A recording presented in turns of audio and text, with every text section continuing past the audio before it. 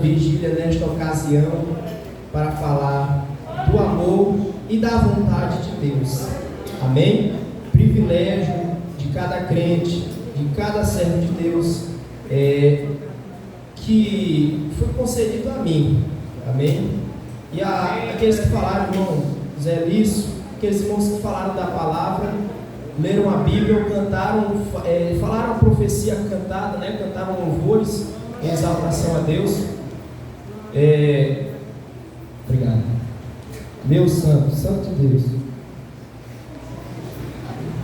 Glória a Deus que nós estamos aqui.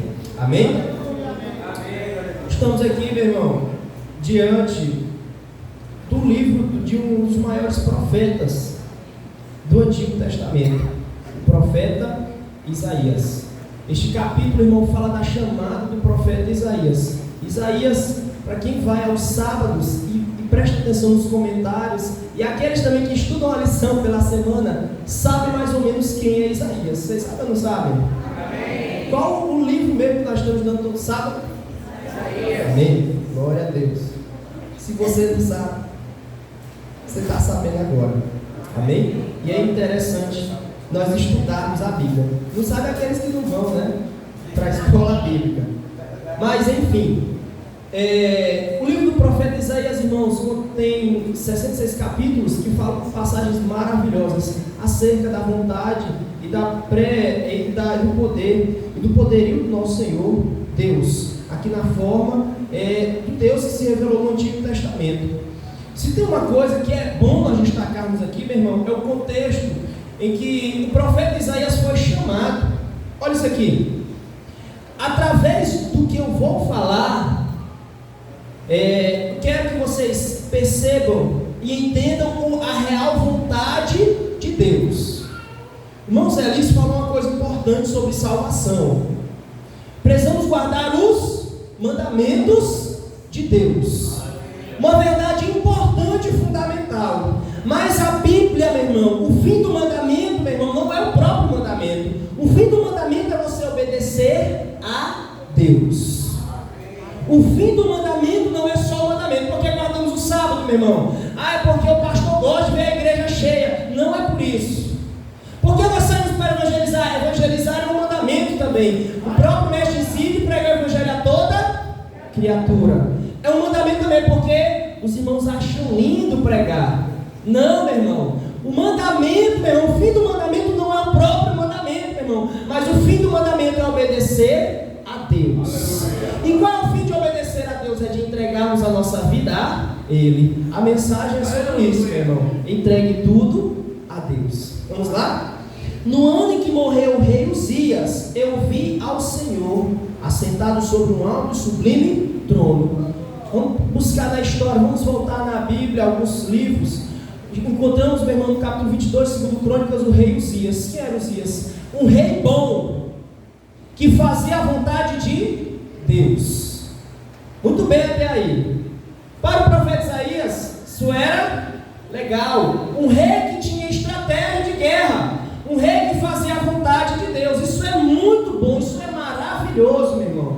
Porque se o rei ele faz aquilo que é de acordo com a vontade de Deus, o profeta ele não tem muito trabalho.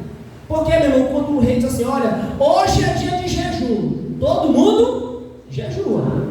Não é que nem hoje não, hoje se você faz, se você quiser, se você sabe, vê que tem necessidade. Mas quando o rei falava que tinha que fazer, você tinha que fazer, não tinha dessa. É animal, é menino grande, é mulher, é jovem, é moço, meu irmão, é menino de peito, todo mundo tinha que jejuar. Todo mundo tinha que fazer a vontade do rei que estava mandando naquele momento. Independente, meu irmão, se fosse a vontade de Deus ou não. A figura do rei é importante para quê? Para que encaminhe a nação no caminho certo. Toda vez que o rei se desvia, o povo também segue após o rei. O que acontece? O povo também cai. E se o rei é bom, meu irmão, o povo, meu irmão, o povo, ele é um povo que glorifica a Deus. O povo também, se o rei vai bem, se a autoridade política vai bem, meu irmão, o líder espiritual não tem tanto trabalho, meu irmão. E o rei Uzias foi um desses homens, instituiu o culto, meu irmão, instituiu os sacrifícios. Só que ele tinha um problema, meu irmão. Ele passou por cima das coisas.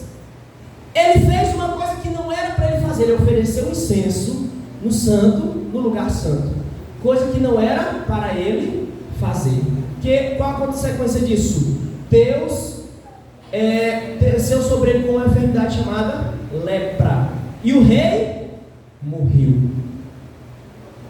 Imagine agora, como eu disse, se o rei que era bom estava bem na presença de Deus, e dele dependia o povo, como o rei morreu, e agora, meu irmão?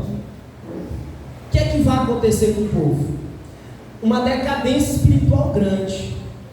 Só para deixar vocês sabidos disso, uma guerra estava se aproximando. Você sabe, irmão, se tem guerra se aproximando, se o povo de Deus não estiver contrito com o Senhor, o que acontece? O povo é escravizado, o povo perde as guerras. É assim ou não é?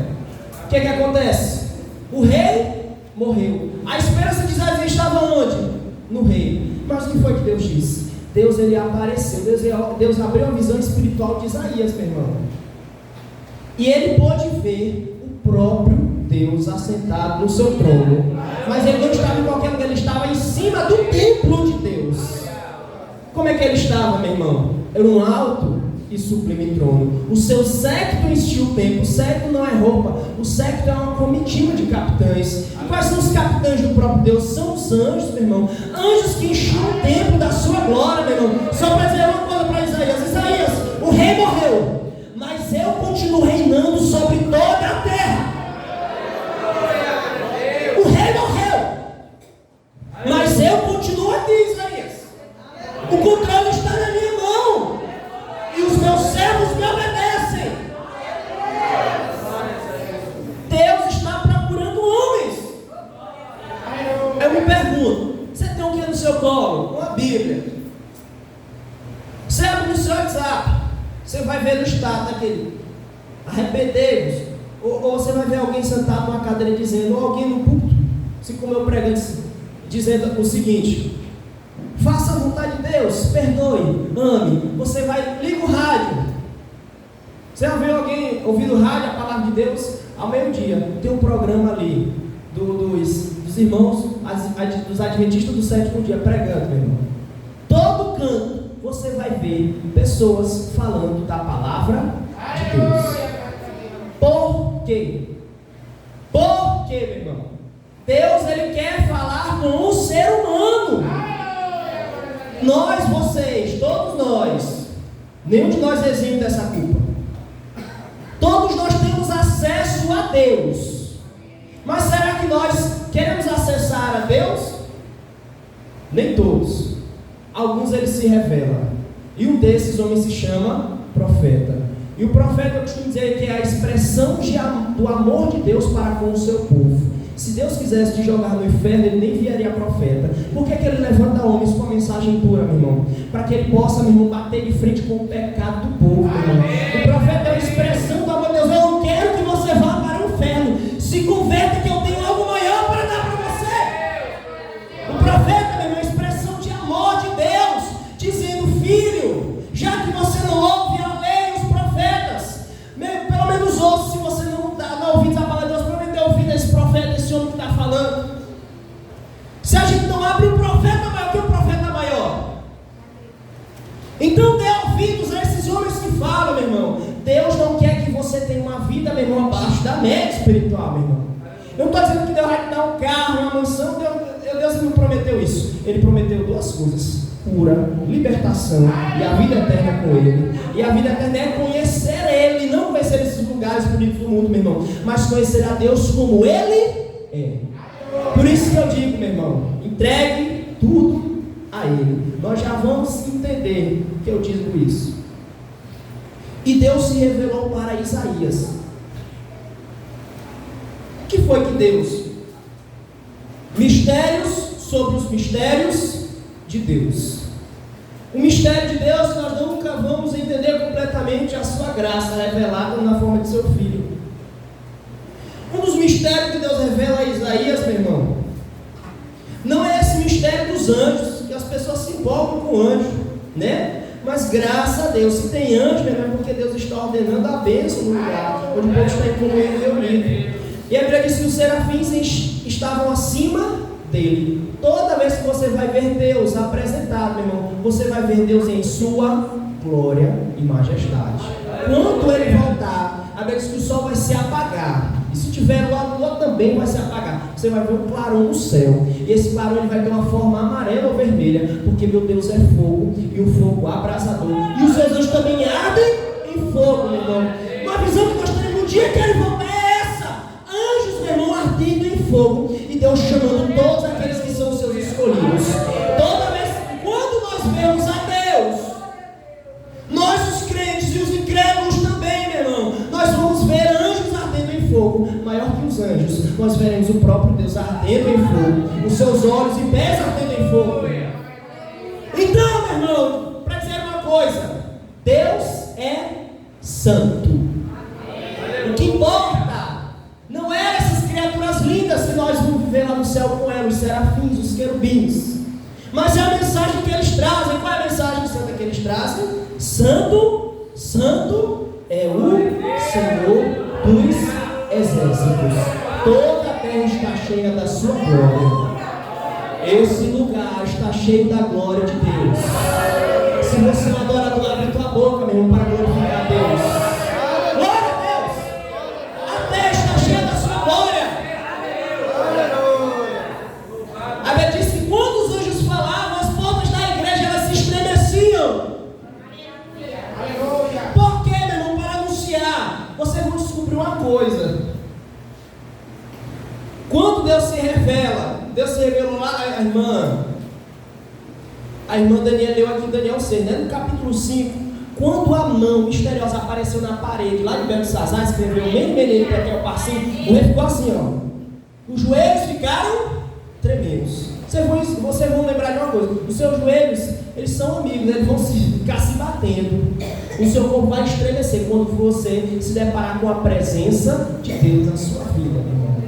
O Espírito Santo dele te revestindo de poder, de autoridade, meu irmão, de línguas estranhas, de dom de poder para profetizar, para curar, para operar dons e maravilhas, meu irmão, no meio do seu povo, para fazer notório uma coisa: o nome do próprio Deus na Assembleia, meu irmão. Os dons não são para se exibir, meu irmão. Os dons são para que o dom, a glória de Deus, ela seja manifesta, o Evangelho seja pregado, meu irmão. Por isso que no Novo Testamento, Pedro estava pregando uma coisa simples que nós deixamos de pregar: a ressurreição do Cristo. Quando ele pregava, as pessoas eram batizadas no Espírito Santo.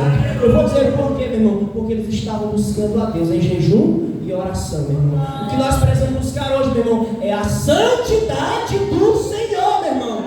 A santidade você não vai achar em celular, meu irmão, muito menos conversando besteira ou fofocando da vida do vizinho. Você vai achar orando, lendo a Bíblia, jejuando. A santidade de Deus, irmão. Se a igreja não tem poder, a igreja é uma igreja morta. A igreja não tem poder, meu irmão, para levantar um defunto espiritual ou físico. A igreja não tem poder, meu irmão, nem para curar um resfriado. Poder vir de quem, meu irmão?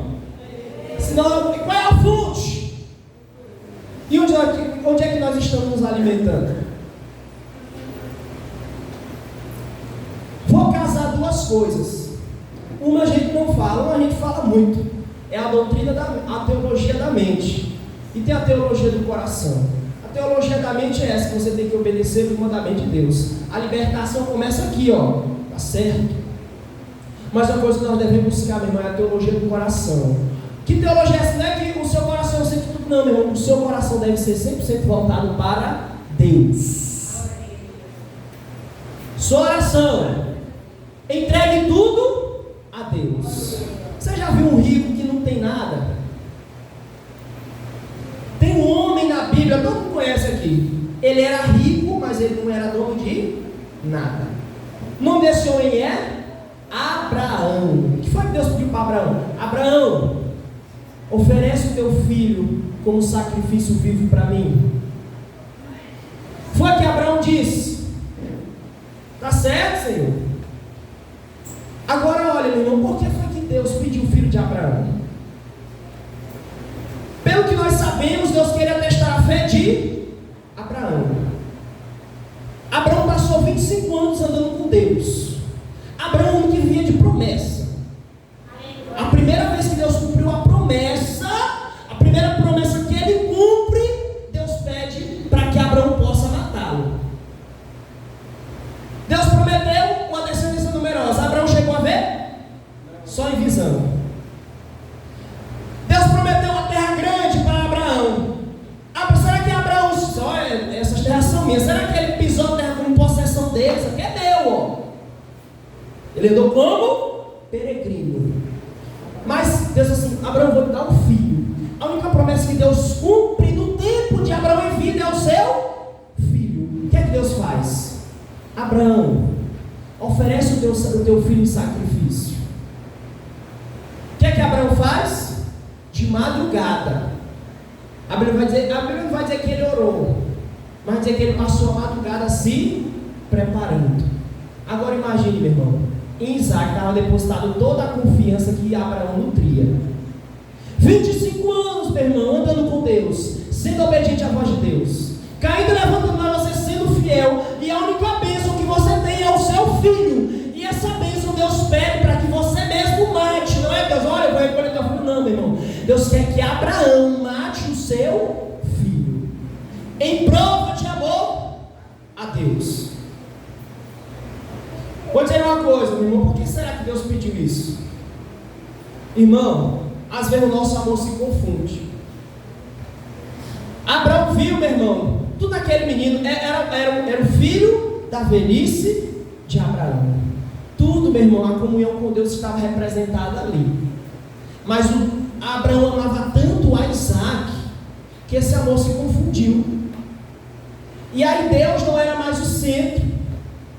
Deus estava ali, mas sem querer, meu irmão, a bênção, meu irmão, ela tomou o lugar do dono da bênção, meu irmão. O que é que Deus queria fazer, meu irmão? Deus queria operar no coração de Abraão. Aleluia. O que é que Deus fez? Aleluia. Abraão, vai, viaja, Abraão, meu amigo. Irmão, Abraão era tão amigo de Deus, quando Deus ia descer com juízo, Abraão conversava com Deus: Senhor, não faz isso não, Senhor, não destrói aquela cidade não. Se tiver 20, né? Essa história de Sodoma e Gomorra. Senhor, se tiver 10.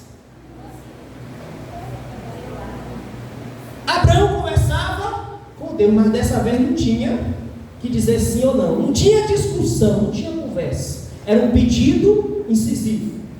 Não tinha várias alternativas, só tinha uma alternativa: ou fazer ou não a vontade de Deus.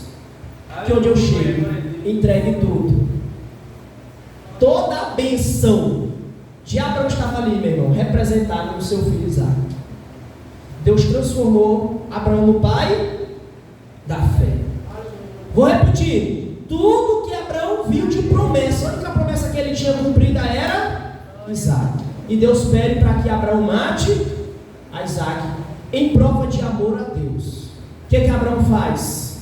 Prepara, deita o menino sobre o altar, coloca a lenha sobre ele, meu irmão, e ali, quando ele vai fechar os olhos do menino, quando ele vai levantar a mão com o cutelo para imolar o menino, meu irmão, o anjo intervém na hora: não faças nenhum mal ao menino, porque agora eu sei que tu me amas. Vem comigo, meu irmão, na mente de Abraão. A Bíblia diz lá em Hebreus capítulo 11 que Abraão, o que estava no coração dele é que ele ia matar o menino, mas ele ia pedir para Deus ressuscitar a Isaac. Antes disso, você não vê Deus ressuscitando ninguém, meu irmão, ressuscitando nem o morto. Abraão cria em algo que não tinha acontecido. Abraão, meu irmão, ele tinha uma esperança, meu irmão. Ele tinha uma esperança, meu irmão, de que Deus iria ressuscitar o seu filho. Lá ele poupou. O que acontece, meu irmão?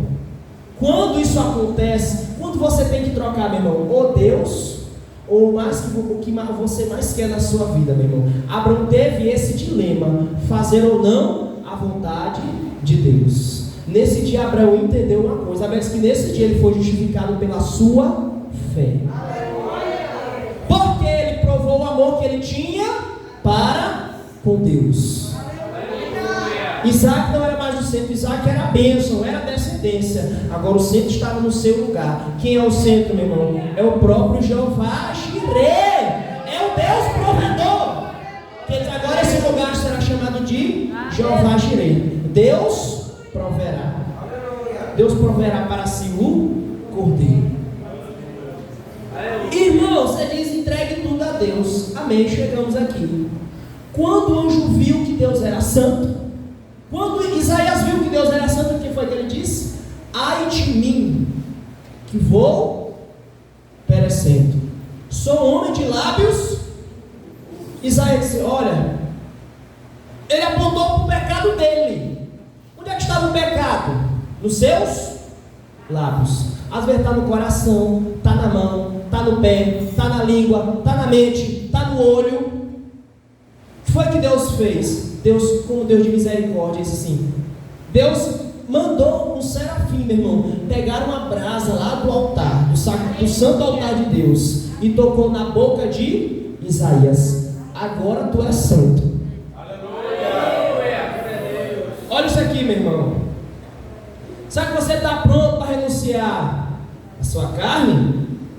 O seu Isaac? O Isaac, meu irmão, é uma bênção muito boa, meu irmão. Será que você está pronto? Abraão entendeu uma coisa: ele era mordomo de muitas coisas, mas ele não era dono de nada. Será que ele era dono de Isaac? Ele tinha várias juntas de boi, de ovelha. Será que ele era dono de alguma coisa? A Bíblia diz que aquele que perde a sua vida aqui, meu irmão, vai ganhar no... Vou dizer uma coisa sobre o pecado. O pecado, sabe o que é, meu irmão? É você querer ganhar tudo aqui na terra. E você perde o mais importante, que é a sua... E a Bíblia diz: bem-aventurados os pobres de espírito, porque deles é o reino dos... Para ser dono de lá, você tem que ser pobre de espírito na terra. Que estado é esse, meu irmão? Que estado é esse? É do seguinte, meu irmão: sou um pecador, eu não valho nada. Se eu tenho alguma bênção, se eu tenho um carro, se eu tenho um emprego bom, meu irmão, glória a Deus por isso, mas isso não me define. O que me define, meu irmão, é fazer a vontade de Deus. Sabe por que Deus não pede os nossos Isaac, meu irmão? Porque nós não estamos prontos. Se ele te pedisse teu Isaac, meu irmão, acho que tu ia sair do barco. Aí Deus, o que Deus tem que fazer? Sabe por que Deus foi lá no centro com Abraão? Porque Deus sabia que Abraão amava a Deus. Mas ainda em nós precisa ser trabalhado. Fazer o que eu falei sobre os mandamentos. Qual o fim do mandamento? É a obediência a... Não estamos prontos ainda. Alguns de nós. Aí Deus tem que ir comendo pelas beiradas. É uma dificuldadezinha ali. Você vai buscando a Deus. Ah, eu vi a Deus. Sabe onde Jó encontrou a Deus, meu irmão? Quando ele perdeu tudo. E mais que isso, o diabo tocou na sua saúde. Qual era Isaac, meu irmão? Qual era Isaac de Jó, meu irmão? Sua própria carne. Sem os seus bens, meu irmão, será que ele era bom demais para os órfãos e para as viúvas? Será que, meu irmão, podre, meu irmão, miserável? Será que ele era alguma coisa? Será que havia vaidade dele naquele momento? Depois ele pode dizer o seguinte: eu conheci a Deus só de ouvir falar, mas hoje eu conheço o verdadeiro Deus. Falaram uma coisa sobre o Antigo Testamento. Israel conhecia a Deus apenas os feitos de Deus, mas Moisés queria conhecer o próprio Deus. Paulo queria conhecer a Deus, e ele ainda dá um conselho para nós: prossiga em conhecer a Cristo. Israel sabe dizer: Deus abriu o mar vermelho. Glória a Deus. Deus, ele derrubou as muralhas de Jericó. Glória a Deus. O que foi que mais que Deus fez? Deus fez descer fogo do céu. Glória a Deus. Deus, meu irmão, ele fez um passo de 3 ou 4 leprosos transformarem, meu irmão, ao sonido do aniversário, meu irmão, um batalhão de exército. Todo o povo fugiu. Glória a Deus. Mas o mais importante de conhecer os feitos dele, meu irmão, é conhecer a Deus como ele é. O desejo do coração do crente é conhecer a Deus. Eu falo isso, as pessoas se espantam. É ler a Bíblia. Eu falo isso, as pessoas se espantam. É passar o dia todo em oração. É você jejuar, meu irmão. Gastar tempo com Deus, meu irmão. Será que está disposto a dar o Isaac? Ou dar aquela ovelha maltrapilha, manca, xoxa, cega? E aí o que foi que Isaías viu, meu irmão? Ele viu o seguinte: quando ele se achegou a Deus, ele foi santificado. Quando ele foi santificado, aí Deus bradou lá no céu: quem irá por nós? A quem enviarei? Isaías prontamente diz assim: Senhor, eis-me aqui, envia-me a mim. Irmão, fala uma coisa: não faça a obra de Deus de qualquer jeito. O que é que Isaías diz? Antes de você fazer a obra de Deus, se santifique. Deus é santo. Diz que é boca santa, mente santa, olha santo. Irmão, só impor, irmão, peça a Deus. Tudo nós devemos entregar a Deus. Tudo, entregue tudo a Deus. Seus pensamentos ruins, suas coisas boas. Irmão, no dia que você aprender isso, vou entregar tudo. Senhor, meus pensamentos eu te entrego.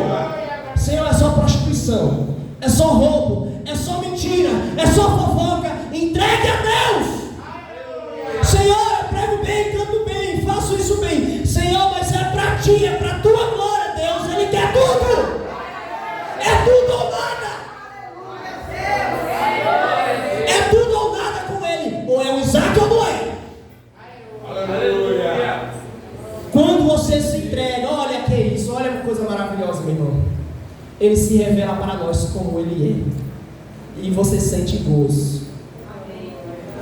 Aí o irmão apanha, mas ele é feliz. Ele ora por um crente que não gosta dele, mas ele é feliz. Porque ele não conhece o amor do irmão, não. Ele conhece o amor de Deus. Olha a leitura inicial, meu irmão. Irmão, o que o irmão Jesus leu é o amor perfeito. A gente vai encontrar o amor perfeito aonde? Onde a gente vai encontrar a santidade? Deus, Ele quer tudo. Eu não quero que você saia daqui hoje, o irmão falou isso, a vigília foi boa, não. Eu quero que você saia daqui hoje, meu irmão. Quando você chegar em casa, você ore. Você lê a Bíblia. Aqueles propósitos que você abandonou lá no passado, você disse: não, Senhor, eu vou até o fim. Senhor, eu vou jejuar, vou orar, meu irmão. Conte com uma coisa: resistência da carne. Mas conte com uma coisa também: a fortaleza do Espírito Santo. Como a irmã disse, a graça de Deus nos basta nas nossas fraquezas. Entregue tudo. Deus, Ele quer tudo de você. Se não for tudo, irmão, você não vai para o céu, não. Se não for tudo, você não vai conhecer Ele aqui. Irmão, Deus não quer que você conheça Ele só lá, não. Deus, Ele quer que você conheça Ele aqui. Deus, Ele quer que você seja santo aqui. Lá só vai ser a transformação perfeita. Nós devemos buscar isso. Tenha em mente uma coisa: para agradar a Deus plenamente. Vamos fazer a obra, vamos. O que é que Deus está chamando de dizer? Para fazer a obra. Antes de fazer a obra, o que foi que Deus fez? Me santifica os meus lábios, a minha mente, o meu corpo. Amém? Deus quer um povo santo. Sem santidade ninguém verá. Deus abençoe. Amém? Agradeço a Deus pela sua vontade, em nome de Jesus.